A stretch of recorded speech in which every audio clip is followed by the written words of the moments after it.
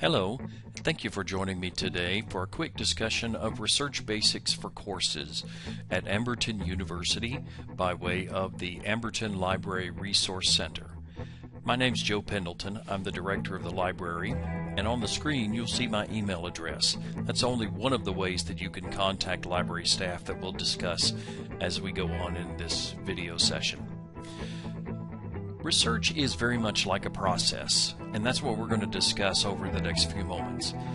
Kind of like making a really great dinner for someone you love or building a jigsaw puzzle, there are steps that you have to go through. What is it that you want to talk about or that you've been assigned to talk about that you're going to make? What are the pieces that you're going to put together? The ingredients of your dinner also could be thought of as the components to your research. Add them all together to the whole of the paper when it's ready, when you need to. Follow those instructions from your professor very carefully like you would a recipe, and then make a list of the ingredients. What are your references? Where did your pieces come from? The ingredients in your dinner. Make a list of those as though you're making a list of what you used for the meal that you are creating. So to start with, the first place you need to go is to our library website. It is at library.amberton.edu, and there's a screen grab on the screen for you so that you'll know that you've arrived at the right location. There are tabs across the top of the page, as you'll notice, right underneath the big splash header.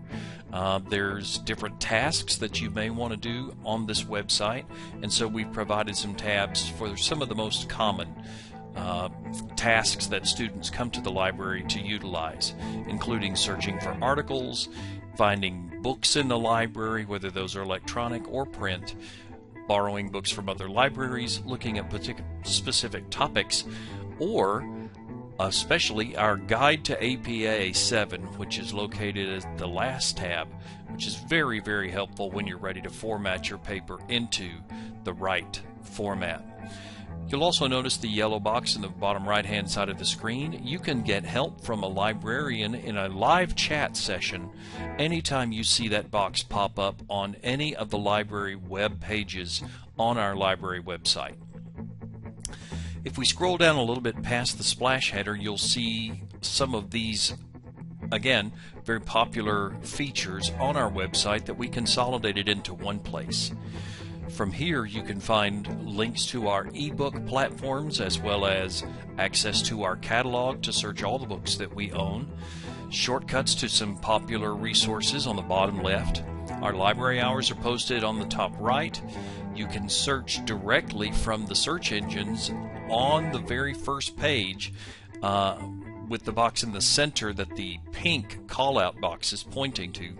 And also then on the bottom right-hand side of the page, the yellow box is pointing to a series of database links that are in A to Z order that are not only some general database services that we subscribe to, but also some subject-specific ones that I think would be very beneficial to some of you that are looking for really in-depth information. There's also one other place that you can get to our library website if you don't want to type in the entire URL, and that is to go to the Amberton University webpage at amberton.edu, and at the very top of that first page, as you see circled in green on the screen, is the word library at the very top. If you'll click on that link, it will take you directly to our library website. So databases are one of the things that most people come to the library to try and utilize because they're looking for things for their research projects.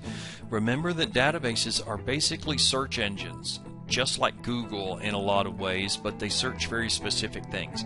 They're a little bit like Facebook, where you have several things collected together in one place that you can access. On our website, on again that landing page, you do have the main 3 search engines that we use for our databases right in the middle of the page that the pink box is pointing to, and also the subject ones down in the bottom right hand corner. You can utilize either of those by either clicking on the link or entering your search terminology, the keywords that you want to search, an author, a subject, a title, any of those items in any of those search boxes.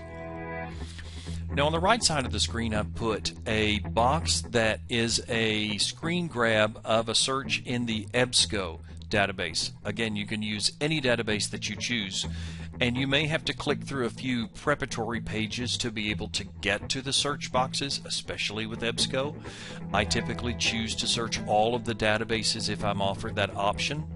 And then it will present you with the search box. Again, this is very much like Google and functions like Google, so that if you have keywords you want to search, you just simply type them into the box and press enter and your results will appear. If you have a phrase, for example, an exact phrase that you're looking for, putting the exact phrase in quotation marks at the beginning and end will keep that phrase together as one search possibility, and the database will search for that specific phrase. It's a great tool to use if you're looking for a specific phrase or individual keywords. Here's what the result page will look like. I did a quick search with just one keyword, management, and it came up with lots of results. As you can see, there's over 15 million results. At this point, you as the researcher have to decide what are the results that came up in the results page that most closely identify with what you're talking about in your paper, the way your paper is going to be structured, the topics that you'll be discussing. It's your task as the researcher to go through each of these results, or at least the first several, to try and see which ones have some useful material that helps you prove your point, or explain your topic, or compare your topic to a different related topic.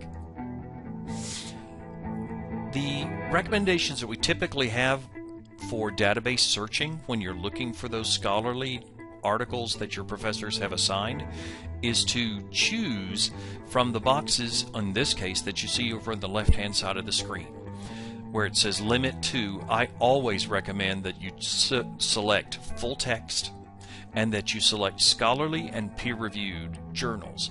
The professors expect you to look in those type of materials anyway, and having full texts of each of the articles allows you to read the entire article instead of just a small excerpt of the article. Remember that every database has these similar tools. They have the same limiters, the same filters, the same citation tools. A lot of those things are very common across all of the databases. So whether you choose EBSCO or you choose ProQuest or any of the other databases that we choose, they will all have some type of menu like this somewhere on their results page. We also offer a large selection and a growing selection of ebooks, electronic books that you can access from your phone, from your iPad, from your laptop, from virtually any device that you utilize. You can read these books and they're available 24/7. The books are available in the 3 links that we have on our website pointed at by the blue box that can take you to one of the 3 platforms that we utilize to carry our ebooks, as well as our online catalog, which is pointed at the link is pointed to by the green box. That catalog not only has all of our print books, but it has all of the ebooks that we have purchased listed there as well.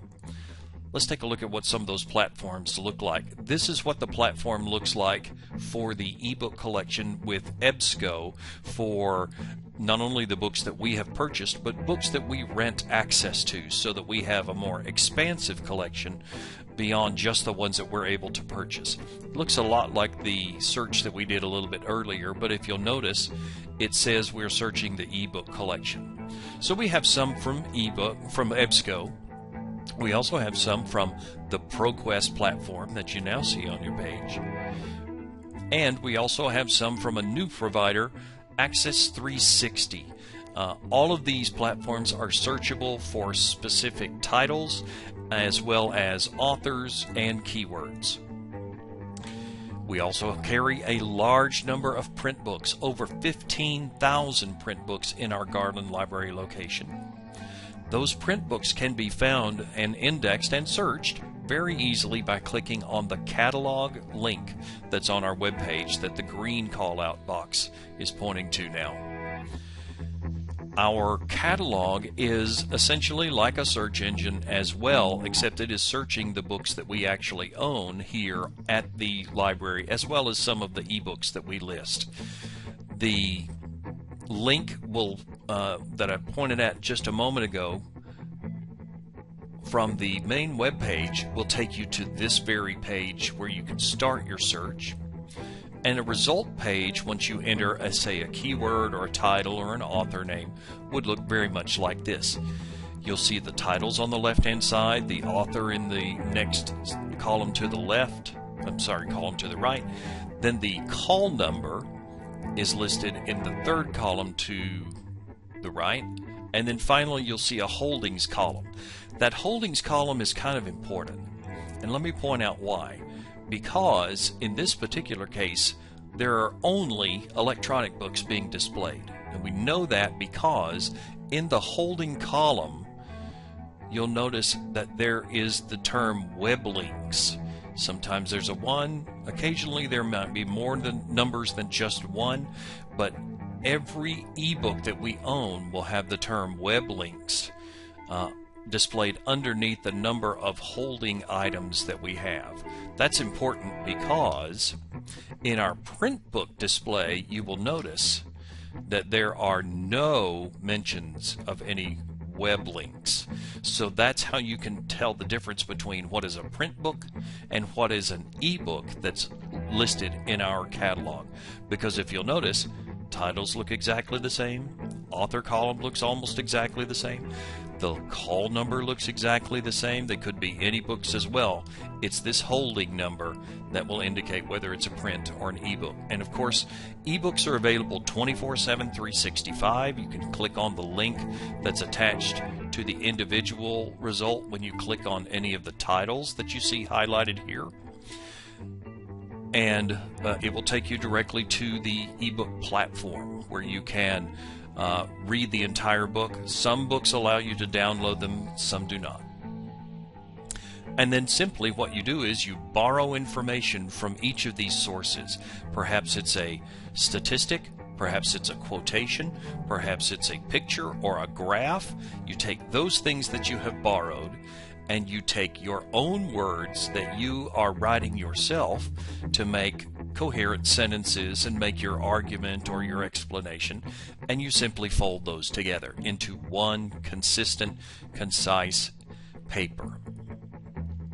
One final thing I do want to mention is when you're going through the library website to start looking for your books and the articles that you'll be looking for your assignments, please make sure that you do not click directly on any links that your professor may have placed within their syllabus or going through Moodle to try and get to the library website.